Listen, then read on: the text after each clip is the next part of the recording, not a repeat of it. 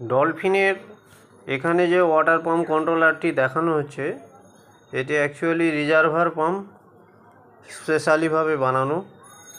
এইখানে একটা এলইডি জ্বলছে, এটা হচ্ছে পাওয়ার অনের এলইডি। যেটা আছে পাম্প অন, মানে পাম্প যখন চলবে তখন পাম্প অন থাকবে। আর রিজার্ভারে যদি জল থাকে তাহলে এই এলইডিটা কন্টিনিউ জ্বলবে। রিজার্ভারে জল না থাকলে এলইডিটা নিভে যাবে। এখন এখানে দেখার বিষয় সেন্সারের তারগুলো কেমন করা আছে। সেন্সারের তার আমি এটা রিজার্ভারের সেন্সারের তার আমি এখানে শর্ট করলাম, ওখানে দেখুন এখানে শর্ট করলে ওখানে এলইডিটা জ্বলছে। তাহলে আমি এখানে শর্ট করে দিচ্ছি, ব্যাস এখানে রিজার্ভারের এলইডিটা জ্বলছে।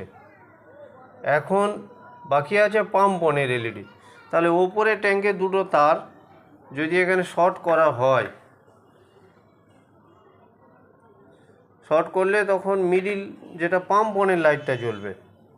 তাহলে ব্যাপারটা কি দাঁড়ালো, একটা রিজার্ভার ওয়াটার পাম্প কন্ট্রোলার, যার রিজার্ভারে ঢাকনা খুলে জল আছে কি না দেখার কোনো প্রয়োজন নেই। এমনি জল থাকলে রিজার্ভার এলইডিটা জ্বলবে। আর সেক্ষেত্রে যদি ওপরের ট্যাঙ্ক খালি হয়ে যায় তখন পাম্পটা অন হবে এবং পাম্প অন লাইটটা জ্বলবে।